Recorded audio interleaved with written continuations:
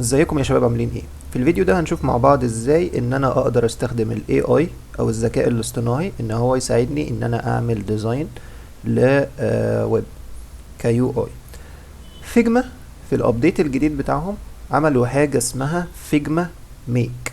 فيجما ميك ده هو عبارة عن AI tool انا بديها شوية كوماندز، هي بتساعدني ان انا بتطلع لي ديزاين يو اي للويب سايت اللي انا عايز اوصل له.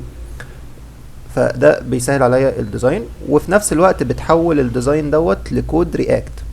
انت بيبقى معاك ديزاين ومعاك الكود بتاع الديزاين، وكمان بيسمح لك ان انت تعمل ببلش للكود او للويب سايت اللي اتعمل على دومين او على سيرفر او ايا كان. لو انت طبعا معاك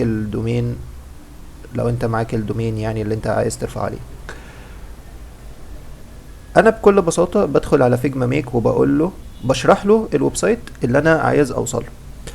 هو لسه مش بيطلع حاجة بيرفكت قوي، يعني انا استخدمته اكتر من مرة، استخدام شخصي واستخدام عملي في الشغل بتاعي، وهو طبعا ما بيطلعش حاجة بيرفكت. بس بعد ما بقعد اقول له كذا مرة وبقعد اقول له حسن لي اللي انت عملته لي، وده مش الفيرجن اللي انا عايز اوصل له. هو فعلا بعد اكتر من شرح واكتر من تحسين هو فعلا بيطلع حاجة كويسة. وفي نفس الوقت هو بيسهل عليا الديزاين، ان انا بيبقى عندي على الاقل بيز ان انا اقدر اعدل فيه او ان انا اكمل عليه، بدل ما ان انا ابدأ ديزاين من الاول خالص.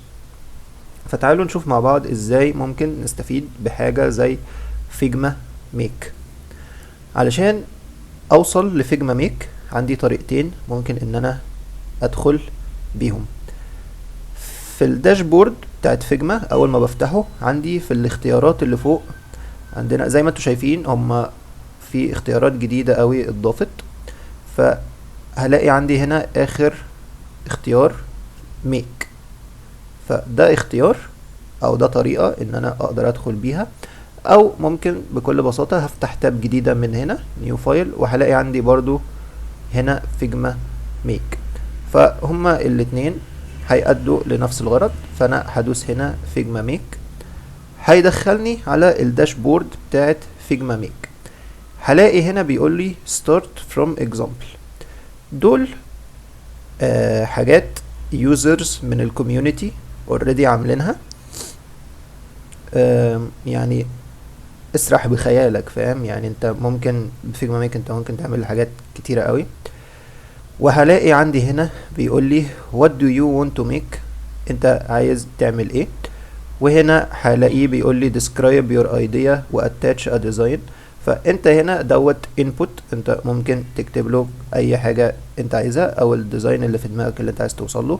وكمان متاح لك ان انت تضيف له صورة او attachment. بمجرد ان انت تدوس على علامة البلس هنا هتلاقي ممكن ان انت تاتش a design اوريدي معمول على فيجما. فانت لو عندك مثلا ديزاين معمول على فيجما وانت عايز مثلا تديهوله وتقول له مثلا غير لي لون الخلفية او حسن لي الديزاين ده او كده، عندك القابلية ان انت تعمل دوت. او ان انت تابلود صورة وتقول له مثلا اعمل لي ديزاين زي الصورة دي، او مش عارف غير لي مثلا اعمل لي نفس الديزاين بس غير لي الباك جراوند. فعندنا اختيارات متاحة كتير. تعالوا نشوف مع بعض فيجما ميك بيشتغل ازاي. فانا مثلا هقول له ان انا عايز مثلا ويب سايت عن الهيلث والفيتنس مثلا، وهديله الفيتشرز اللي انا عايزه يكون موجود في الويب سايت ده. فحاجة اقول له مثلا create a website about health and fitness. هو كمان طلع لي اختيارات او اوبشنز، يعني ان انا ممكن اختار منها. فهلاقيه بيقول لي مثلا with a modern clean design، او هنا هقول focus on health recipe and meal plans، او with workout routines and progress tracking. فانا مثلا هختار اخر واحد دوت، وهدوس عشان انزل سطر تحت هدوس شيفت وانتر مع بعض، عشان مش عايزه ان هو لسه يعمل الكوماند او ان هو يبدأ يعني يعمل الديزاين، لسه عايز اكمل الكوماند بتاعتي.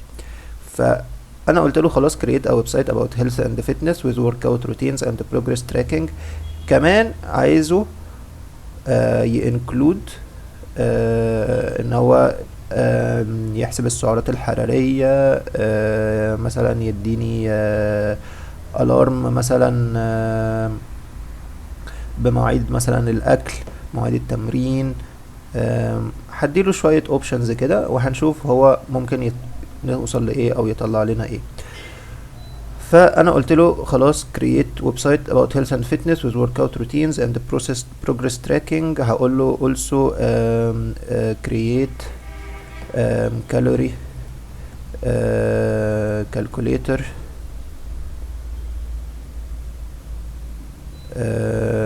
and scanner for calories and information about food and health and healthy food recipes. وهدوس انتر او هدوس على السهم الازرق دوت، وهلاقيه هنا على الشمال دي التول او السايد بار بتاعت الاي اي. هو هيبدأ ان هو يفكر في الكوماند ويعمل الكالكوليشنز بتاعته علشان يطلع لي الديزاين اللي انا عايز اوصله. هلاقي هنا عندي حاجتين او تابين، تابة بريفيو وتابة كود. انا لو دوست على تابة الكود هلاقيه طلع لي الكود او البرمجة يعني بتاعة الديزاين اللي هو بيعمله. هو بيترجم الديزاين، بيترجمه الكود رياكت، وهلاقيه مقسم لي الفايلات هنا وكل حاجة، وعندك الكود. والكود ده انت ممكن تاخده على فكرة عادي، ممكن تعمل له كوبي وبيست عندك عادي، هو يعني اوريدي مديلك الكود. هلاقي هنا عندي في دوت ان انت تعمل داونلود للكود، هلاقي في عندي الشير، وهلاقي في عندي ببلش. زرار الببلش دوت اللي انا كنت بقولك عليه، اللي هو يسمح لك ان انت تببلش الكود او الويب سايت اللي هيطلع، تببلشه على الدومين بتاعك، ان انت ترفعه يبقى ويب سايت حقيقي شغال يعني. بس لعلمك ان دوت بيبقى ما بيبقاش باك اند، يعني دوت مش بيديك ويب سايت كامل، هو بيديك ويب سايت فرونت اند بس، فهو مش هيبقى ويب سايت شغال 100%. هو هيبقى ويب سايت مديك الشكل الامامي او مديك اليو اي فقط، هو مش هيدي لك الباك اند، مش هيدي لك اي تعاملات داخلية. فانت مثلا لو انت شغال بموقع اي كوميرس وفي عمليات دفع وعمليات مش عارف بقى تواصل والكلام ده كله، هو مش هيديك الحاجات دي، هو هيديك بس الشكل الامامي الفرونت اند او اليو اي. فانا هرجع لتابة البريفيو وهستناه يخلص تحميل. كمان عندك هنا هتلاقي فيه موبايل فيو للديزاين اللي هيطلع، وهتلاقي هنا في ريفرش بريفيو دوت كأنه بيعمل ريفرش او ريستارت للكوماند. فاللي هو لو مثلا خلص، لو انت دوست على ريفرش بريفيو هو هيرجع تاني ان هو يعيد العملية دي من الاول تاني. انت هنا لو دوست ستوب هو هيوقف في المكان اللي هو فيه، مش هيطلع لك اي ديزاين عشان هو لسه اوريدي ما عملش حاجة. فاحنا دلوقتي هنقعد مستنيين ان هو يخلص بس الكالكوليشنز بتاعته والحاجات ديت، وهرجع لكم لما يخلص الديزاين.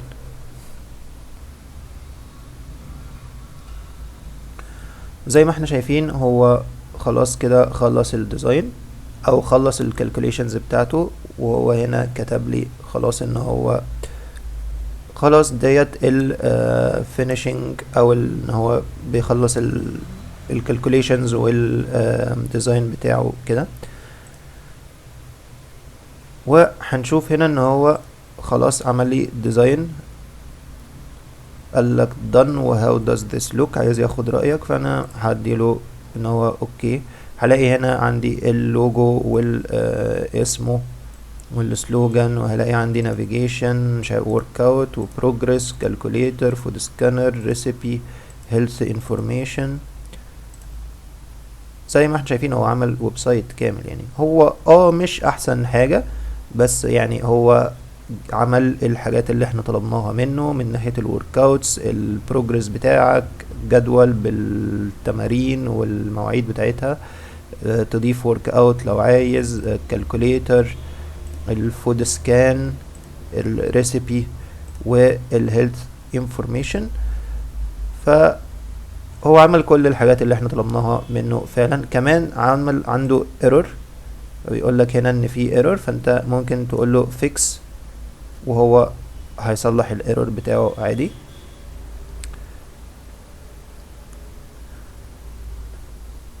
وهو في الاغلب بيبقى ايرور في الكود، يعني ممكن يكون بس بطن زرار يكون ضارب في حاجة، او حاجة مش شغالة، هي بتبقى حاجة في الكود ممكن ان احنا ما ناخدش بالنا منها واحنا بنألف الديزاين كده. بس هلاقيه هنا قالك ايه resolve warning issue، هو كده صلح اللي كان عنده مشكلة. وقالك تاني done how does this look، وطلع لنا الشكل الأخير للديزاين. فده فيجما ميك بالاي اي.